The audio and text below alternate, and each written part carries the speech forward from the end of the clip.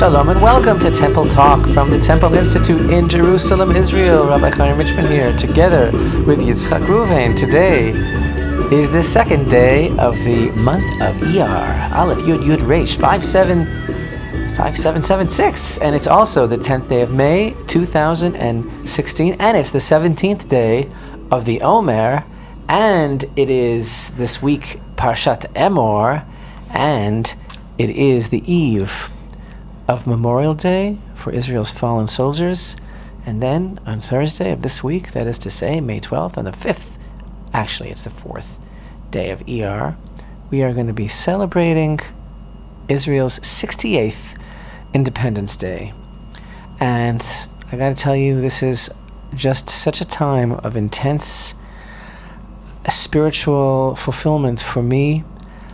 I think it is such an amazing miracle that we have the state of Israel, and it is to me so incredible that, first of all, this week we're reading Parshat Emor, which is one of the most amazing Torah portions that begins with the rules for the Kohanim and continues to the whole enumeration of the festivals and then the vessels in the temple. There's so much going on here, and in this week's Torah portion, God willing, in the video lesson, we're going to try to connect some of these themes in an amazing way. But I got to tell you, Yitzchak, we just began the month of Iyar, and Iyar, as everybody knows, is Aleph Yud Yud Resh. That is the name that came from Babylon, which has very deep meaning, but of course the Torah's name for this month originally, the pristine name, is the second month. Also, in the first verse of the sixth chapter, in the chapter 6 of Kings 1, we read that King Solomon began to build the temple, the holy temple of Hashem, in the month of Ziv, Zayin Yud Vav, and that actually is another appellation of this month of Iyar. And Ziv, of course, is light-filled. Actually, it's like shining. That's what this month is all about. We spoke a little bit last week about this month of Iyar, which just began. There's a few things about it. One is that it is ostensibly from the get-go not a month with a biblical holiday in it. Wait a minute, as far as like the 3 pilgrimage festivals, although it is completely holy and completely ensconced, as it were, in light, because it's sandwiched in between the glorious exodus from Egypt of Nisan and the majestic, magnificent giving of the Torah of Shavuot in Sivan. So it's the bridge between Pesach and Shavuot, which is, like, as we've said, one long Chol HaMoed, and the counting of the Omer, which uplifts every single day to our spiritual potential as we are exploring together in the Temple Institute's Facebook page. But the idea is that, of course, we do have, on the 14th day of Iyar, we have Pesach Sheni, as we read about in the book of Numbers, the whole concept of the second Passover, which is so enigmatic and so totally amazing, the idea of this second chance that God gives those who are not able to bring the Passover offering in its properly appointed time because of circumstances that were beyond their control, and what that means about how God always gives us a second chance, and we certainly can go on and on about that, and we will at the time. But the idea is that traditionally in ancient times, the month of Iyar was referred to by some of our sages as the modest month because of the fact that it doesn't feature a major holiday. So while that may have been true in ancient times, I think that Iyar has nothing to bow its head about now in terms of its modesty, because Iyar has become host in modern times to the greatest miracles of biblical proportion that are incredible witness to God's promises, to prophecy being fulfilled, and to God's upholding of the Jewish people. And that, of course, is Yom Ha'Atzma'ut, Israel Independence Day, which is this week. 68 years of the most incredible miracle in modern history, and Jerusalem Day, which occurs later in this month, which is on the 20th day of Iyar, which is the day that Jerusalem was reunited, liberated from Jordanian rule, and brought back to Israeli sovereignty.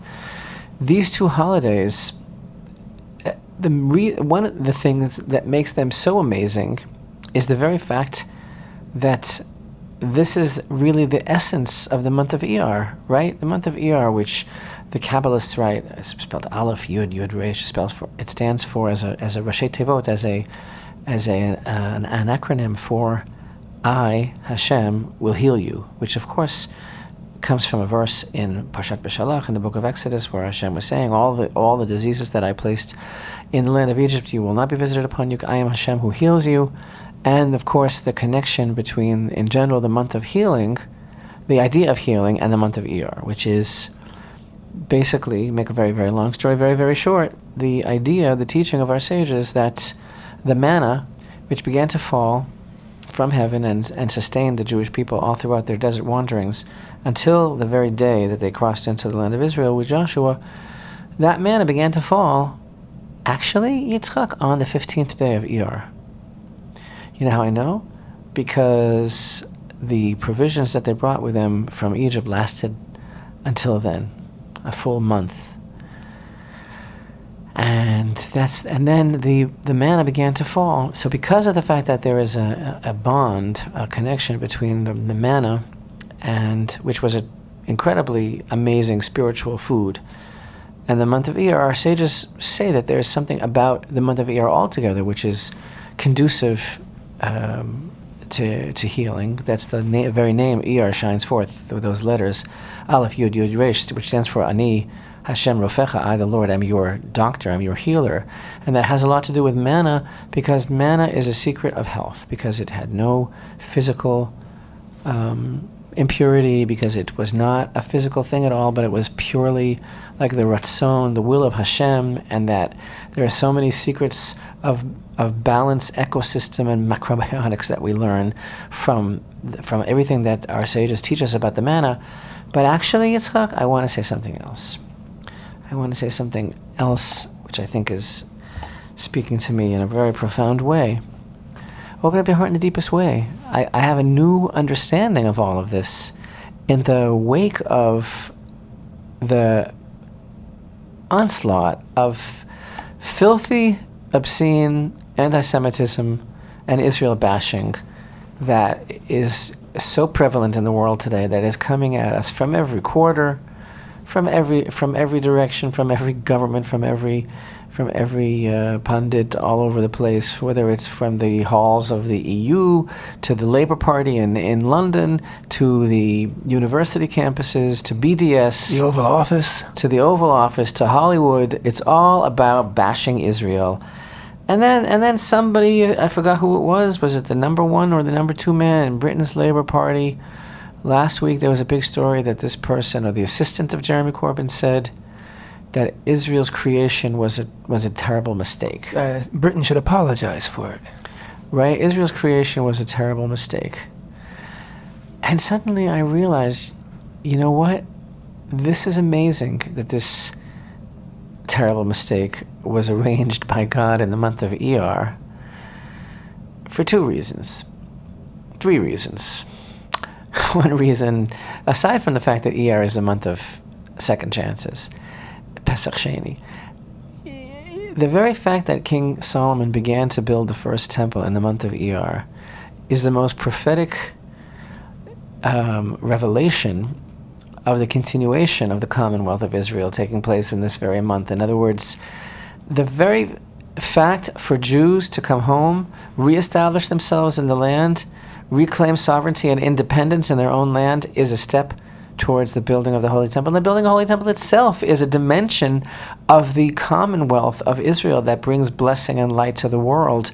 So there was a little bit of a gap, a little bit of a break, but it's, in God's eyes, like nothing, like a wink, like a sigh, actually.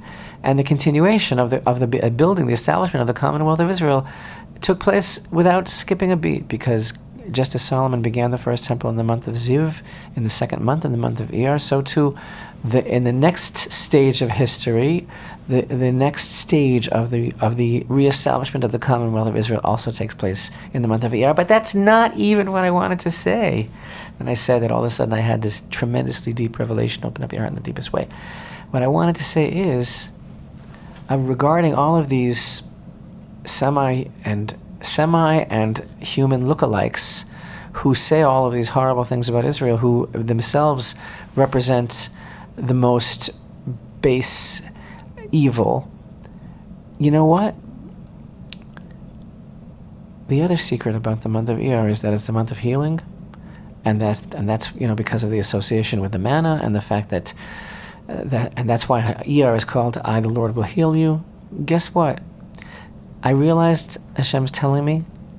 Just a minute, you're both talking at the same time. Wait. You know what? I realized that is just an illusion. It's the establishment of the state of Israel that brings healing to the whole world. And that is the answer to that who said, "Oh, it was a disaster, a mistake to establish the state of Israel." I understand where they're coming from, because it's the whole Haman Achashverosh deal of trying to conceal the light and trying to take over and trying to take it for themselves, and all of these ideas of the opposition to God's presence in the world. But the whole idea of the secret of the month of Iyar, which is shining forth these letters, "I, Hashem, will heal you." Why do you think the manna began to come down in the month of Iyar and thus herald this tiding of the possibility of perfect spiritual balance, which is the secret of health? Because Medinat Yisrael, because the state of Israel brings about the health of all humanity. And therefore, of course, the guy has to say, "Oh, it was a terrible mistake to make the state of Israel." You know what? That's the secret of the healing that the whole world is waiting for. It's so amazing that this idea that this is what Hashem is telling the whole world. I have the cure for you. The cure for the ills of humanity are the values, the morals, the principles of Torah, and Israel's goal of establishing a sanctuary for the Torah in the state of Israel, from which its light will go out to all of humanity. That's the goal of the Jewish people. That's what this state is all about. That's what our battle is all about against any contemporary forces from within or without. It's all about recognizing the sovereignty of Hashem. It's Hashem who brought all of this about. That's the party. That's what the party is all about. The party, for the 68th anniversary of the State of Israel is not about having a day off. It's not about a barbecue. It's not about time with family. It's not about balloons. It's not even about flags. You know what it's about? It's about thanking God for this unbelievable opportunity that He has given us to sanctify His name, this precious vessel, this beautiful entity called the State of Israel, which is just getting better and better and shining brighter and brighter all the time. That's what it's really all about. Let's get the party started. First, we have to recognize the loss of 23,447 fallen that gave their lives for the state of Israel, and hope and pray that this number does not increase with every passing day, and that we can maintain our state and our safe lives for all of our children, for all of our generations, for every Jew throughout the world. And that passage every year, from the somber public mourning, as it were, for the fallen soldiers, into the joy of the Independence Day, I think it's one of the most profound experiences that you can have as an Israeli, is observing the country move from Memorial Day to Independence Day every year. Beginning this past week with Holocaust Remembrance Day, and I think it's also a blessing of Hashem's healing of His people, that having suffered just 70 years ago the loss of 6 million of our people, that when any soldier falls in battle or there's any victim of terror, that it's truly, and this is not a cliche, it's a day of national mourning, that everybody's affected. And I say it's a blessing of God's healing that we can still be sensitive to each precious life and be grateful for every soldier and every person who's fallen to help make this what it is, a great nation, a light. They're all part of the healing. This struck me so strongly that this is Hashem's answer to a weary, war-torn, broken world. That when we understand the deepest significance of the month being the month of Hashem's healing the world, hey, it's not just about the manna that fell for our forefathers. It's about this tremendous cure that Hashem has brought into the world, called the state of Israel, in this very month, and that's Hashem's message of healing. No wonder it's the month of healing. And you know what? No wonder these characters are saying, oh, what a mistake that was, and all the things that they're saying about Israel, because it's either going to be the light of God and divine purpose and responsibility, which is, of course, the main thing that everybody wants to avoid. Personal responsibility, which is the bottom line lesson of the Torah altogether. That's what Israel is all about as well. It's either going to be that, or it's going to be the total abandonment, total hubris, total narcissism, total self-immolation, and just absolute chaotic destruction, represented basically by the Oval Office and everything that it represents, and indeed what's happened in altogether to the West. And it's like it's Israel's battle. That's it. And not that it's not also an internal battle for Israel with all of these influences, but this is what it's all about. It's all laid out on the line. And Israel's existential challenges, which begin with today, it was in the news that Iran announced that they tested a missile that can reach Israel. Presumably it can carry a nuclear warhead. Gosh, what does Obama have to say about that? In the South, the Army is busy with new technology to discover terror tunnels being dug from Gaza. And from I have Hamas. a son who's a soldier in the Army and comes home and talks about the preparations that are being undertaken for war. And of course, everybody knows that every few years there is a war, and you don't really need a weatherman to tell which way the wind blows. You don't need a son in the Army to know that Hezbollah is mounting offenses almost daily. And the 100,000 missiles that Hezbollah has, and the nuclear warheads that Iran's Hamas developing, and the terror tunnels in the Gaza, South, they're not right. even the existential threats that we face. Our existential threats are much greater, and that is the spiritual threats that are being leveled at us each day from all points on the globe.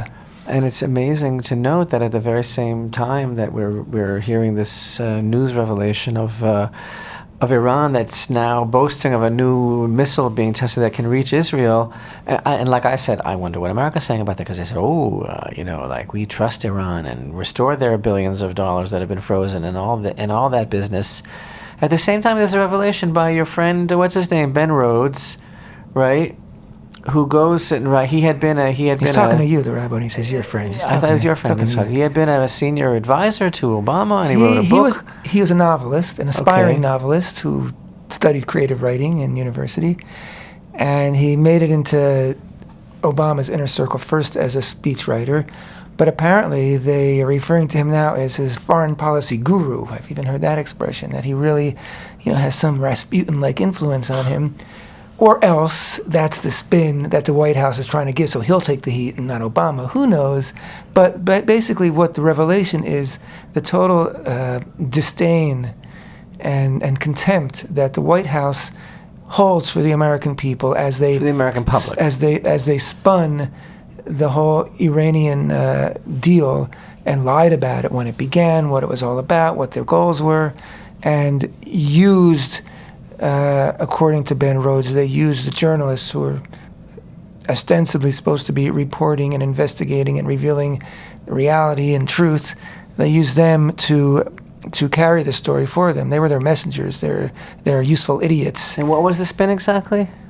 That Iran has done tshuva, that they can Iran be trusted. Has new leadership. They're moderate. We have to go forward with this. This is and again, the big spin that everybody remembers, which if you are against this nuclear deal, then you're for war. Right. You're a warmonger. So you're telling me that the very same week that we're reading these revelations in the news about how Iran just announced boastfully that they tested a missile that could reach Israel, this fellow who had been a senior advisor to Obama comes out and says, the truth is that it was all a lie when the Obama administration sold the American public or cajoled or forced or used all sorts of psychological warfare against the American public to sell and to ramrod through the nuclear deal. Actually, it was all a fake. They knew it was a bust. They knew that Iran can't be trusted. They knew that they didn't believe any of the things that they themselves were saying about the new repentant, moderate Iran. That's the story. Whatever. You know what? The fact is, nothing is new under the sun. Kohelet, Ecclesiastes says, and like you said, this is not even the existential threat. The existential threat is for Israel to rise to its potential, to realize what it is that it has to do in this world, and to stand up for God and for God's honor. That begins at home, as you know. It begins on the Temple Mount. It begins in Jerusalem. It begins all over the land of Israel. It begins with a proclamation of what this land is all about and what it represents, and that no one can possibly be telling us that we can't build and that we can't live here and that it's not our capital and that it's not our Temple Mount and all of that. And so here, this week, in this holy, beautiful, shining, resonant month of Iyar, this month of healing, this month of the revelation of possibilities and second chances and the Commonwealth and the state of Israel, would be a great time for Israel to grow up and take responsibility for what it's brought to the world, what Hashem is giving it, the chance that Hashem is giving it to stand up for His honor. Take and that's advantage the true of celebration. the 7 weeks to aspire toward the greatness that God has planned for us. So it's like the whole country together has to count the Omer, has to count the days of the Omer and peel off one layer after another of mistaken identity and slave mentality to Pharaoh and stand up and face the new day of standing at the foot of Mount Sinai soon on Shavuot, the whole state together to receive the Torah and to affirm and confirm allegiance to the God of Israel. That's what this state is really all about, and that's why it's such a joy. And I do believe that's the direction that we are ultimately heading in, that as a people we will unite and reassume our role to its fullest potential of bringing and sharing the knowledge of God into the world. And what a blessing it is. What a blessing it is for us to have this beautiful state. And my only hope and prayer is that the Jews all over the world that are somehow somnambulating through their existence and God forbid those that are turning their back on the state of Israel will wake up and realize just how precious this is to them and give thanks together with us for this beautiful Independence Day and come home. Stay with us. We'll be right back. Temple Talk.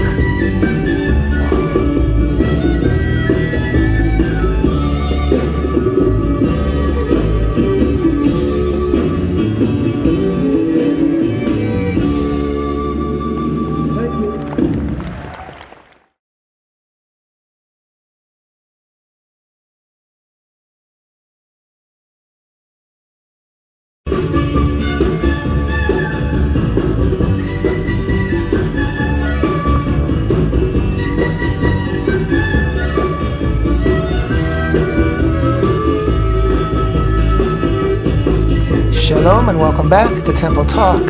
Today is the second day of the month of Iyar 5776. It is the 10th of May 2016. This is Yitzchak Reuven and with me Rabbi Chaim Richman here in Jerusalem. We are the Temple Institute. And Rabbi, you made an earlier passing reference to it, but I'd like to introduce it for anybody who is not aware of it yet. And that is your daily online counting of the Omer, online meaning on our Facebook page. It's also archived each day on our website. You count the Omer in English and Hebrew, and you also have a few words to say about the different sphira, the different spiritual quality of the particular day. And first of all, I know that you've been tremendously enjoying it.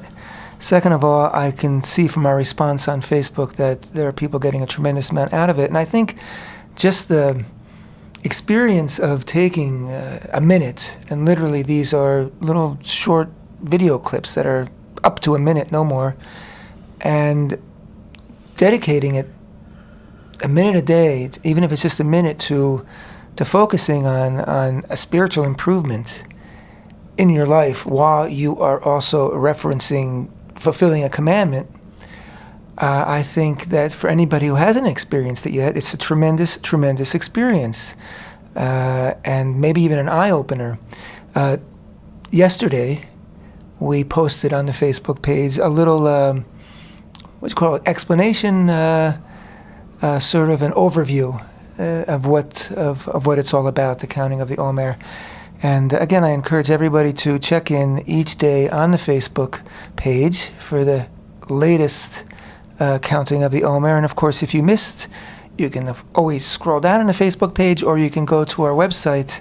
And if you want to see something that you missed, or just listen to them in progression to get a feeling of the spiritual progression that we're making as we make our way toward the 49 complete days, the 7 complete weeks of the counting of the Omer, which leads, of course, to the receiving of Torah at Mount Sinai. I think that the Torah's attitude about a human development, human capacity, Hashem's attitude, as it were, is that we're a work in progress, and it's not over until it's over. And of course, that's one of the secrets of the month of Iyar, about how Hashem gives us a second chance. But there are certain times of year, as far as the dimension of time is concerned, that are really predisposed to spiritual growth, and this is one of those times. It's the days of the Omer, as we said in the short clip that we just uploaded yesterday. In fact, to the extent that some of the sages teach that the whole year is dependent on the spiritual movement that we're able to accomplish during these days. So it really is a great challenge to try and identify with these nuances. They are very nuanced. It's a very, very fine level of thinking deeply about our motivations and who we are and what we're trying to accomplish, and our relationships, and it's cool. It's a very, very special thing to be alive and to be sensitive to every day, and that's really one of the deepest secrets of the Sfirat HaOmer, the counting of the Omer, is that every day is its own world, that God is giving us a whole new chance. And that's really every day of the year. Absolutely. And every day of our lives. But having these 49 days in order to emphasize that and embellish upon that and actually teach us that is a tremendous gift. Rabbi, before you were extolling the beautiful blessing of the state of Israel and how it fits in perfectly with our calendar in terms of the month, spiritual elements of each month, and what the month of Iyar means, and what the state of Israel has brought to humanity and what God has done for his people. And I know each year you have a little mnemonic? MEMONIC. That reminds me of that name that you pronounce so easily that I could never pronounce. You know who it is. Supercalifragilisticexpialidocious? No. The character from Superman. Mr. Mixpixpitilius? There, you did it again. How do you do that? Say that again. But I can't say it backwards because I'll go back into another dimension. Mr. Mixpixpitilius. My cousin Gary. When I was a little kid, he taught me that. I never forgot. Mnemonic refers to an abbreviated code that is a learning device, or most particularly, I think mnemonic refers to a memory device. But the point is, in Torah, on a high level of study and learning, there are different ciphers that apply to levels of extrapolation and exegesis of Torah study, and one of these ciphers is called Atbash. Atbash, of course, is the word. The word is made up from Aleph, Taf, Bet, Shin, and Atbash is a cipher that literally means it's actually an approach to drisha, to expound a certain level of the letters of the Torah, and what it has to do with the each letter being equal to the letter in sequence in the opposite order. Mm-hmm. In other words, Atbash literally means that Aleph equals Taf, and Bet equals Shin. Aleph being the first letter of the Aleph, and Taf being the last letter. So in other words, it's kind of like a code, or a mnemonic, if you would, in which the first letter becomes the last letter, the second letter becomes the second to the last letter, the third letter equivalent of the third to the last letter. And this is something that's used upon occasion by the great luminaries of all different generations, and they find all sorts of allusions and secrets to the Torah. It's like a code. Anyway, there's something which is, I think, amazing. And by the way, this is mentioned in very ancient sources. Also, it's mentioned in the Talmud itself, this Atbash approach. But anyway, I must have said this the past 10 years already. Every week You of said it once. You said it 1,000 times. But every that's week okay. of Yom Ha'Atzma'ut, every week of Independence Day, I think I've cited this. But I just think that it is so absolutely amazingly cool that I want to say it again. And it's my show. I suppose I could, with your permission, of course. It's your show, man. And that is that there is a very ancient source. It's actually cited in the Shulchan Aruch, in the Code of Jewish Law, in Orach Chaim Taf Chavchet Gimel, wherein one of the early sources devised a system through the code of Atbash to this source made like a key, as it were, a legend, a key to determine the days of the weekdays upon which certain holidays and important dates in the calendar of Israel will fall out that year according to the days of Passover. Passover is 7 days long, right?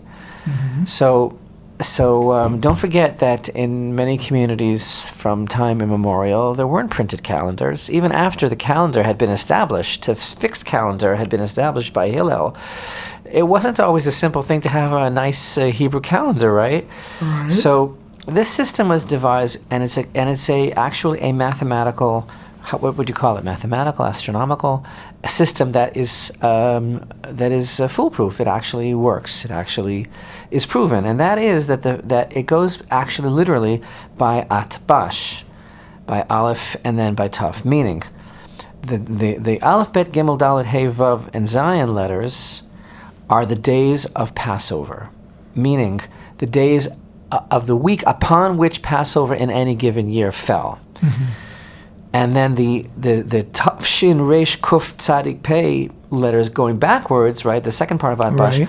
are the days that we want to apply to it to the code. So in other words, Aleph, if the first day of Passover was a Sunday, right? If the day during which the week of Passover, during which Passover, I'm sorry, it's the day of the week. It's not every day of Passover. It's the first day of Passover, but which day did it fall on? Sorry, that's the Aleph of Aleph. In other words, Aleph is the first day of Passover. Okay.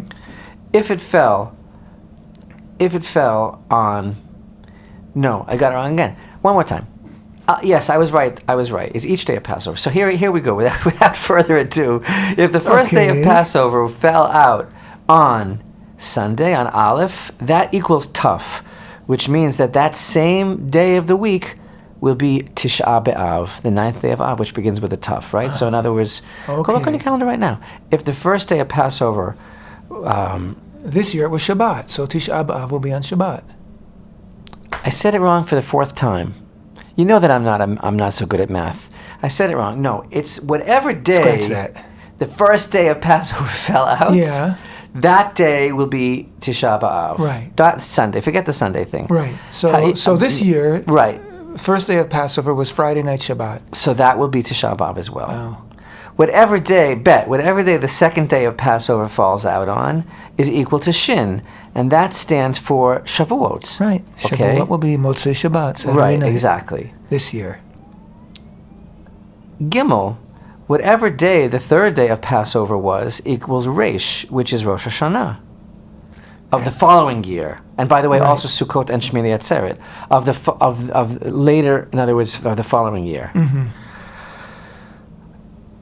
Dalid, whatever day the fourth day of Passover falls out, is equal to Kuf, which actually stands for Kriyat HaTorah, which means the day that Simchat Torah would fall out in Chutz La'aretz, in the diaspora. Don't forget, this is a diaspora-oriented system.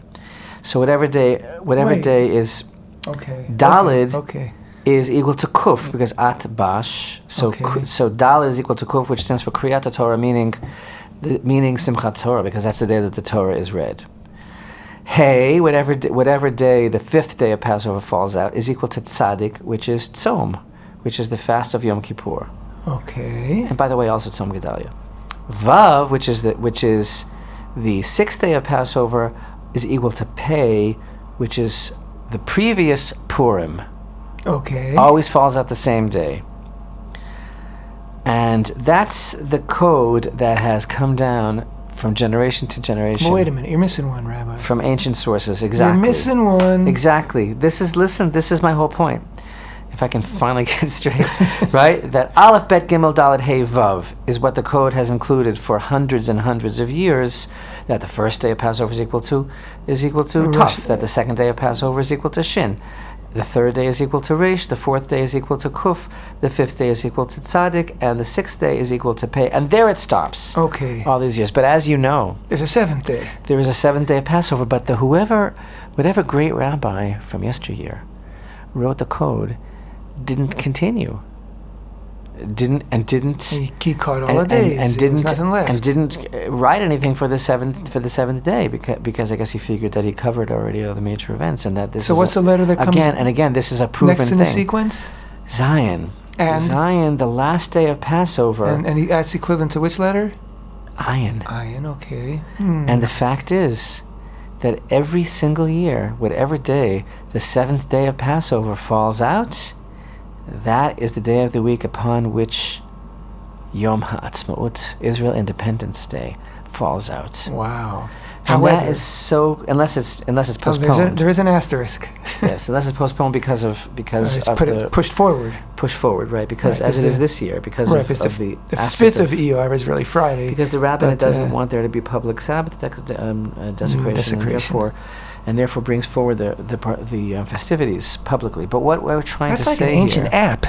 It's an ancient app and it's prophecy. In other words, it's so beautiful because these great rabbis realized with their incredible mathematical wisdom and understanding of the dimension of the calendar that this is tried and true and foolproof, that day of Passover, that weekday, will always be that same day corresponding, according to Atbash, of that coded word for that holiday, and left it off with Zion, with the last day of Passover. And the irony is that it serves their purpose well, and that it proves that they are correct, because that day, the seventh day of Passover, is always its companion letter in the backwards cipher of Atbash, of Ayin, which of course stands for Atzma'ut, which means independence.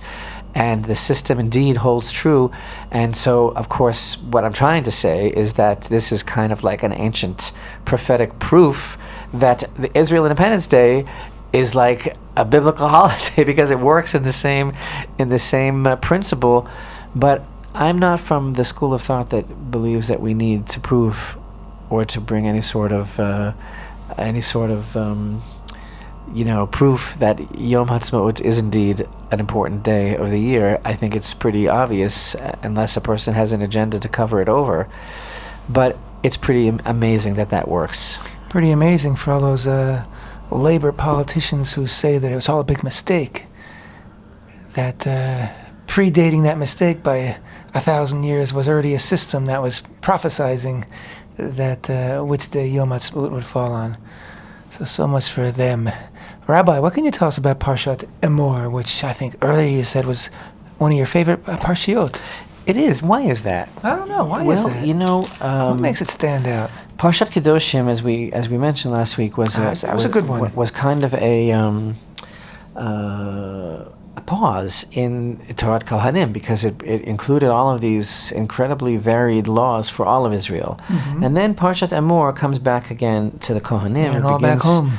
With laws of the Kohanim and laws of the Kohen Gadol, and blemishes disqualifying the Kohanim from their service, and the whole idea of the Tumat Met, which prevents a Kohen from doing the divine service. And why is that? What is that all about? The whole idea of the exposure to the impurity of death that renders a Kohen impure is such an amazing concept. We talk about this a lot when it comes to the whole teaching of the Para Aduma, which is not in this week's Torah portion, the whole idea of the red heifer, and why exposure to death renders a Kohen invalid, why it's so important for the Kohen to ignore the illusion of death and everything that is associated with, because it's a false illusion, because it's a false vision of what life is really all about.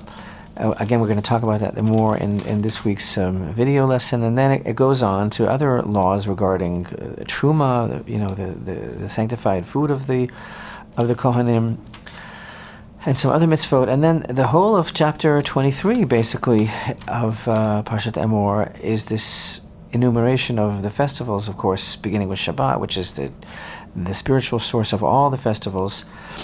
And there's something about this divine cycle, the way that it's put here in Parshat Emor, and its connection with the following chapter, which discusses the menorah and the showbread in the Holy Temple. There's something that bespeaks some sort of a connection.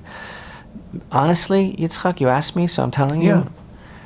A connection between the dimension of time and space. And I want to explore that more in our video teaching this week, because this is kind of a shorty, the temple talk. But the point is, the connection is that there's something that is given over through these vessels of the temple to the world that is also given over to the world through the dimension of time with these festivals. And then, as you know, at the end of the parsha, we have towards the end of the parsha, we have the story of the blasphemer. Very enigmatic story. Who he was exactly is another story altogether. Where he came from, what his lineage is, which is very bizarre. And he comes along, this person, and the son of an Israelite woman. He was the son of an Egyptian man, and he's fighting. They're fighting in the camp, and this person, the son of the Israelite woman, pronounced the name of Hashem and blasphemed. And they brought him to Moshe because they didn't know what the din was, what his punishment was to be for cursing Hashem, as it were. And the midrashic interpretation of this incident is very fascinating. The tradition that the sages tell us about what it was that he said, who he was exactly, what was his issue. And there's one particular teaching in the name of one Rav Barachia, who taught that because there's a question about what is it that he said exactly. It's between the lines. It's an issue of the oral tradition to illuminate. And one particular tradition is that he was basically scoffing about the particular principle of Torah that was mentioned immediately prior to his story, which is the showbread. This is the first time that the mitzvah of the showbread was given. The commandment of the showbread is for there to be 12 loaves of specially baked bread. You can learn more about this at the Temple Institute's website, right? And we've even had experiments the past year in actually baking this special bread, right? And the secret of how it's to be baked. So the commandment is first given here in the desert to have these loaves, these 12 loaves of bread, representing the 12 tribes of Israel, hot, on display before the presence of God all week long. That's the table of the showbread in the Holy Temple. And this guy, he was basically, according to this tradition, saying, you think this is going to stay hot? You think it's going to be hot all week? This is for the King of Kings. This is for the King of the universe. Doesn't a king normally eat warm bread, fresh baked bread? Why should God have old, cold bread in the tabernacle? And then he was rebuked by an Israelite. It came to blows, the whole story. But the point is, what is the secret here? What was he trying to say? I think this is one of the most profound lessons in the Torah, because basically what he was really saying was, he was saying that two things. He was saying that God doesn't really care about this world enough to be involved to that extent. And two, he was saying, which is I think even more profoundly pertinent for our situation as human beings, for our existential situation, he was basically saying, whatever you do, it's not going to make any difference. You can't possibly have an influence on anything and have any sort of interaction with God. You can't possibly be pleasing to God. You can't possibly think that anything that we do is going to find favor in his eyes and make any sort of difference. He was basically like pulling the carpet out from the whole thing of everything that we've learned until now, the whole experience of Genesis, Exodus, and Vayikra. He was basically saying, like, what do you think you're going to accomplish here through all of this? And that was the blasphemy. In other words, the simple interpretation of reading this verse that he blasphemed the name of Hashem is that he said something horrible in Hashem's name or about Hashem or something like that. But actually, according to this interpretation, the blasphemy was just him saying, no, it's not going to work. This mitzvah is not going to work. It's not going to stay hot, and God is not going to be pleased with it. Because that is like the worst blasphemy of all, of undermining the human spirit. It's like the very opposite of what we're trying to say about Sfirat HaOmer. It's like, you know what? Forget it. Throw in the towel. You don't have a chance of being good. You don't have a chance of making any difference. And that is the worst blasphemy of all. What's the use? Exactly. And that is about an anti-Torah message as you can get. And I would say how appropriate that is to everything else we've been talking about today, about the state of Israel, about Independence Day, about this new hope in the world that came into the world 60 years ago. The healing of the world. And the affirmation that something can be done, and we can reach out to God, and God does care about what happens in this earth. And that bread does stay warm, in fact, for 7 days until it is replaced the next Shabbat by the Kohanim. Thank you so much for being with us on Temple Talk, and we wish for everybody a very, very joy-filled Yom Ha'Atzma'ut. May we merit the complete and ultimate redemption. Amen. Temple Talk.